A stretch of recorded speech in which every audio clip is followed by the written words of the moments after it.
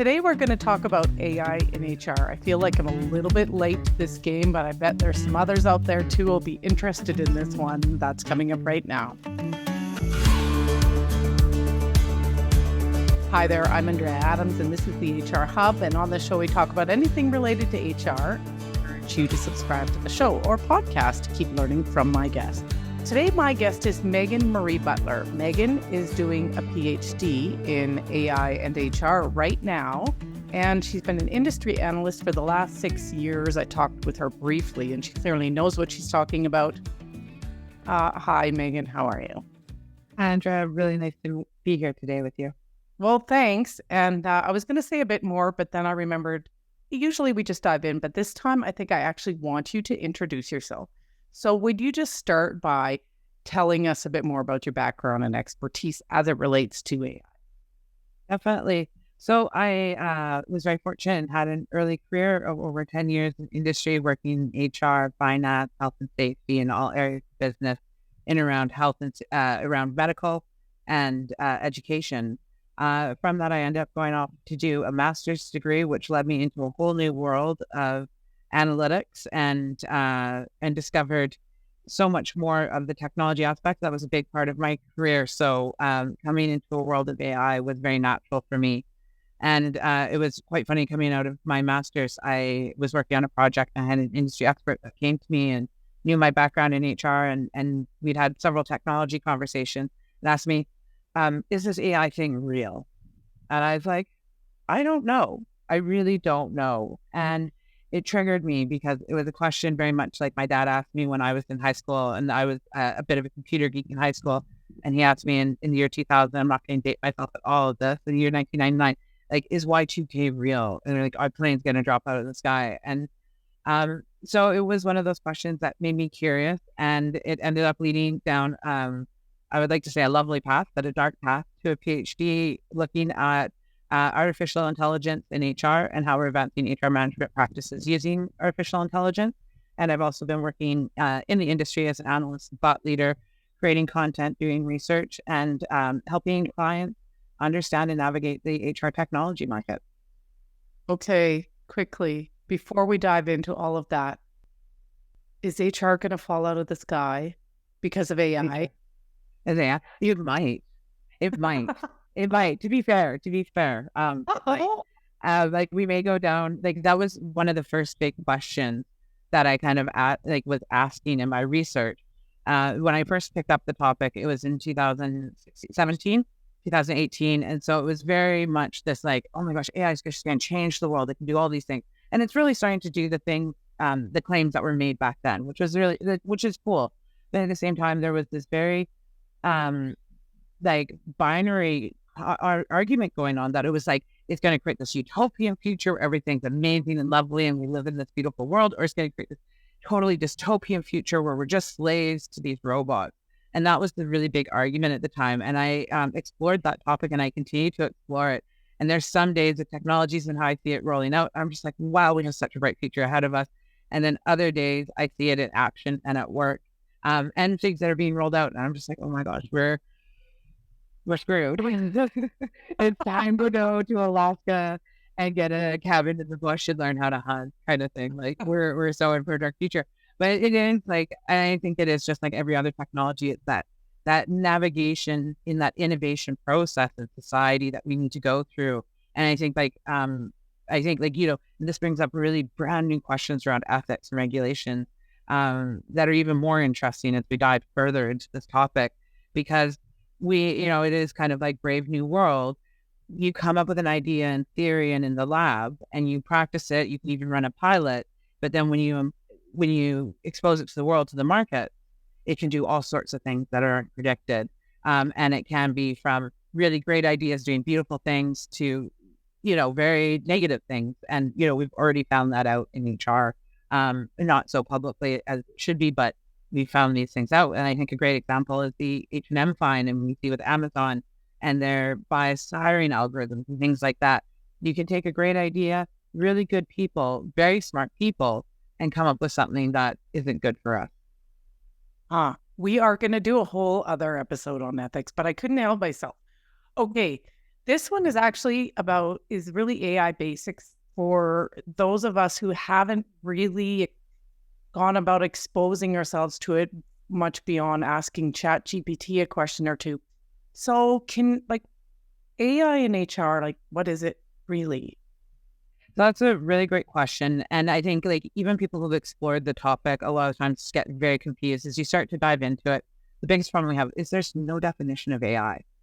There is no singular definition of AI that we all agree on. And as we've used this term AI since the 50s, it's continuously evolved. So it's generally referring to a group of technologies more than to what it can produce. So there's like the kind of sci-fi, it's a man-made artificial intelligence is what the term means, but we are referring to something very real, which is a technology. And what that group of technologies, something like fuzzy logic, years ago was considered more around that AI space. Where now today we're not really AI.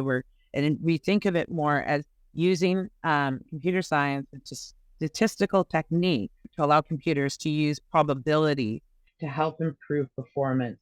And so this is where we get these things. We no longer have black and white, yes and no answers, but we're able to have these gray answers of 63% probability that this is the outcome.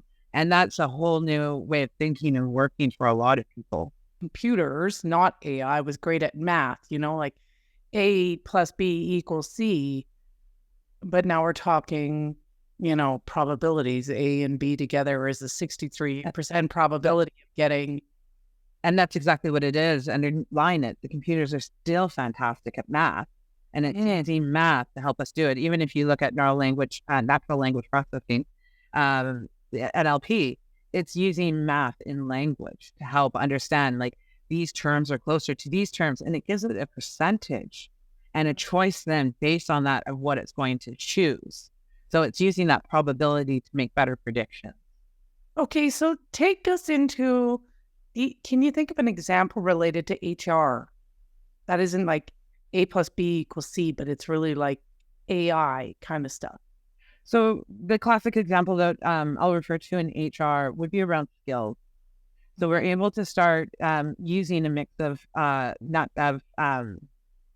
technique to do things like be able to extrapolate from a job description or resume what type of skills somebody has without it being directly fed, and being able to understand something like the difference between somebody who has office manager versus general manager or managing director. And what are the different types of skills that will be related to those? So that would be an example of where we're able to use it to extrapolate those skills. But then we can go even further. We can then extrapolate those skills from a job description. So now we have the skills extrapolated from 500, 500,000. It doesn't matter how many resumes. And we can have a job description. And we can then start to compare and mathematically understand who is relatively closest in matching to that job description. And so when we have these matching algorithms, it's giving us this probability of who is closest to match that job description as we described it. And it's like in our minds, as we work as humans, we normally think of like who's better in rank compared to the job description, where the computer is really looking at this job description compared to these candidates and making a probability match based on that. Okay, so that's a recruitment application. What are some other things that AI is being developed for? So we're able to identify over 75 different use cases across HR where AI was being used. And so that's all areas of the employee life cycle.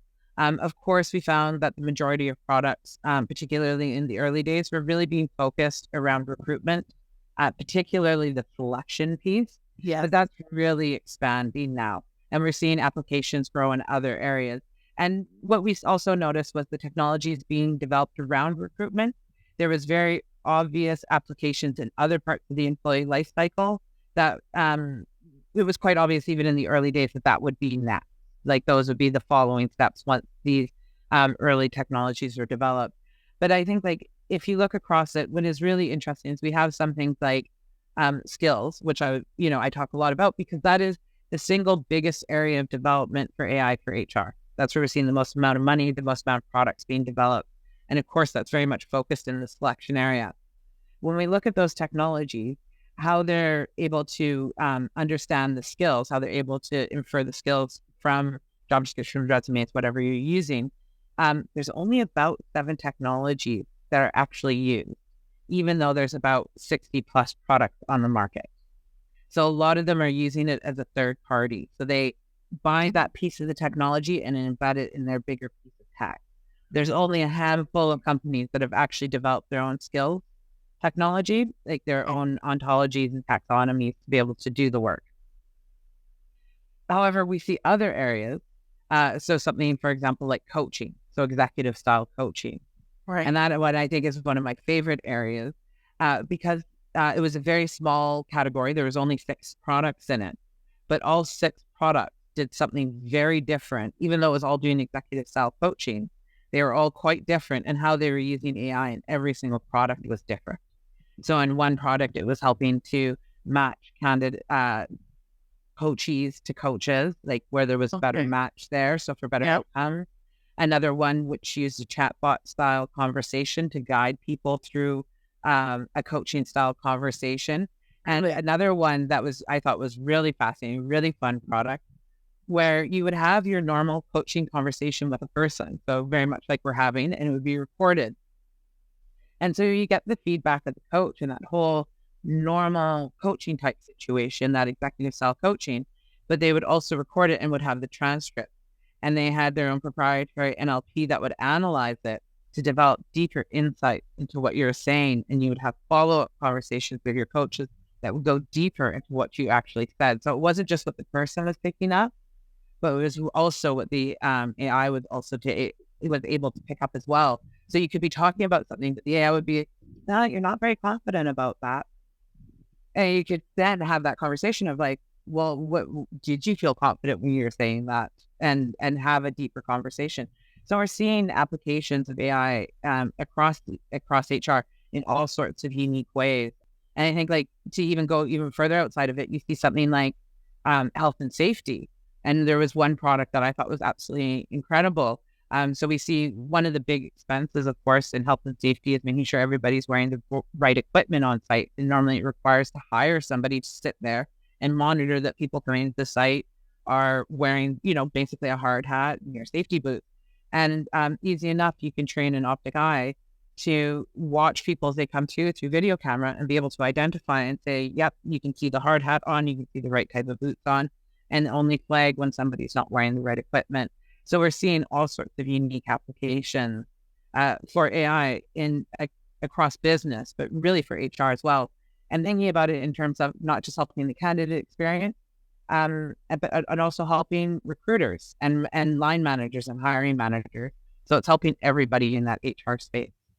I want to ask this question because I think most of us are now like, we say AI, ChatGPT.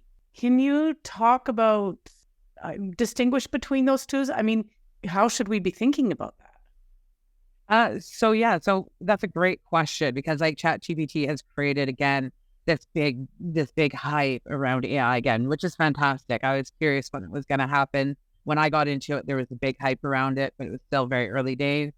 And now we're seeing this renewed interest. And what ChatGPT is one tool. There's lots of tools out there that are similar to it and different from it, but it's one tool. And it's what's classified as generative AI. So it's creating something for us, helping us create things. And I think right now it's a really powerful tool. So it's open. So we're able to access it. We're able to use the tool. You're able to get an enterprise license to it and embed it into your own product. So what I talked about before about the skills, where there's only so many products using it. Yeah. Using only so many tools. So again, in industry, this is going to happen where we have ChatGPT and loads of people are going to be able to create all sorts of applications that are powered by ChatGPT. So it's one tool, and why it's so important to what's going on right now is because it's so powerful. It can do so much, and it's going to affect so many people because it's this big open tool that allows us to do all sorts of creative things with it. And we're just scratching the surface with this new tool. So it's like, think about it as in terms of like when we got our first internet browsers. And we first got Google. Yeah, like remember what searches were like before that. And then that shift we all of a sudden had where this, and so ChatGPT is really putting AI into the pockets of a lot of people now. Okay, we are going to do a whole episode on ethics and risk, but I feel like this conversation would not be complete without talking about it a little bit now. Where can we go wrong? That's a great question. And it's one of those things, there's a lot of places to go wrong. And it's not, and I think from the outside looking in on a lot of these things that happen, and when we hear in the news bad things happening with AI, you really kind of sit there and think like, oh, there must be someone sinister sitting there like, wah, ha, ha, ha, ha. How can we spy on people and their data? And there probably are a few. But what you see in reality when you work on the development side is that it's a lot of bright people who really care that are trying to do something, and they don't always think it through, unfortunately. And a lot of the times what you see in tech development is there's a lot of pressures, there's a lot of time deadlines, and a lot of times you're being pushed to create a prototype and probably running it not the way we should all the time because we have very little regulation in the industry. And you can compare that back, if we go back to high risk work, very similar things happened in it, like something like oil and gas industry. In Alberta in particular, the health and safety book is in red. When I worked in health and safety, it was always, this book is written in blood. We had to kill a lot of people to come up with the rules to save them. And unfortunately, I see the same thing happening in this industry where we're going to have to hurt a lot of people with AI and HR through cases like bias hiring algorithms, through the inappropriate use of data, through the inappropriate use of tracking data, through the inappropriate use of AI in hiring processes, et cetera, to get those regulations in place. And so what that causes, though, for HR professionals, for the average person out there, and most people, we want to do good with it, but it creates a lot of hazards that we can potentially fall into. And I think that, we're going to do a full episode and really talk about the dimensions that people need to be looking at and realize you're taking on a risk. You need to manage it as a risk. And there's ways to do that and to help reduce and mitigate those risks to make it a safer applications in your organization. Okay, so for most of us out there who don't have your background, who are we've been doing our HR thing for a while, but we're seeing that there may be opportunity. Where would we start on incorporating AI into HR? I think there's a two-step process to really help anybody in that situation. One is educate yourself, find out about what the type of products are out there and what they're doing. I will try and provide some resources to help people get started on that one, but understanding those products. And I think one of the most important things is understand your organization's processes and where the immediate needs are. Where are you wasting time, and where is the candidate and employee experience or the manager experience, the HR experience terrible? And where are those pain points? Focus there. Don't jump on the latest trend because that latest trend worked for some other organization in their situation. You need to figure out what's going to work in your organization and where your time wastes are and where you can create those efficiencies immediately. So what are your organization's specific low-hanging fruit? One of the things I encourage people to do is, so recruitment is normally the easy target, but do something like create a journey map. Understand where the highs and lows are for people and understand where there's possibility to bring in the technology. The other thing to really be thinking about is that long-term strategy. Go ahead. You talked about create the journey map of the employee experience, journey map. Yeah, user journey map. So I would encourage it for the employee or the candidate as they go through it, the hiring manager, as they're dealing with it, and also the HR person that's dealing with it, because there's a lot of time saved and efficiencies we can create for the hiring manager, or not the hiring manager, pardon me, the HR professional. That and we tend to forget about doing that journey map for them and understanding what are their challenges. And then what you see is in organizations that somebody who's like, oh, this really cool product, I saw it at a conference, and let's make it work for us, instead of understanding what your real problems are and solving those challenges. You did mention that you might provide us with some resources, and it just seems like this is like flood of information about AI. It's hard to know where to stop or start, rather. and maybe stop. Where is a good place to get reliable information about AI and HR? All the resources that were good that I used to do are gone now. Why? Why are they gone? Because the company took them down. They stopped posting it and pivoted. So there used to be a really cool directory that we had with all the products on it. Oh, yeah. It was so good. But anyways, it's not no longer there. So let me restart that after. So for resources, I might include that part. I have a bunch of reports that I can't share. So some of the best resources to get started, and I think one of the best places for any HR professional is pick up a book called Prediction Machine. Okay. So if you're really trying to understand what that impact of AI is going to be, it's a fantastic book, a bit older now. There is also some of the research groups that are coming out. So you have AI HR, the My HR Futures, Enrique's group, Hacking HR. Yeah, lots of groups out there where there's some good panels and conversations. Yeah. But I think one of the big challenges is there's a lot of marketing material out there, and a lot of marketing material being provided by companies who produce these products. Like when you're looking at some of that marketing material out there, you want to be hyper.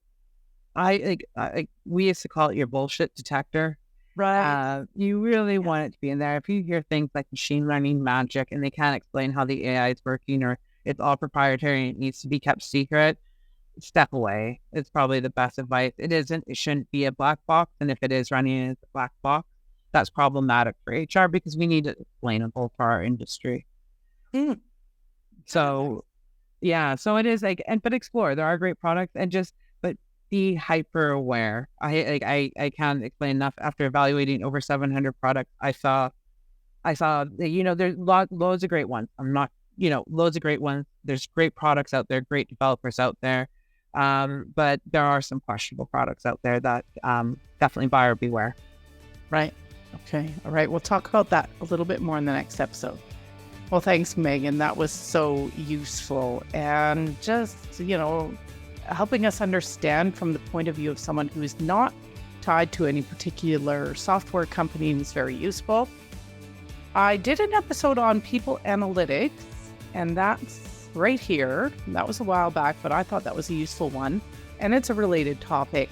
Megan and I, as I said, are also going to do one on ethics, so stay tuned for that one in a few weeks. And thanks otherwise for watching out there. We'll see you next time when I talk with another insightful guest.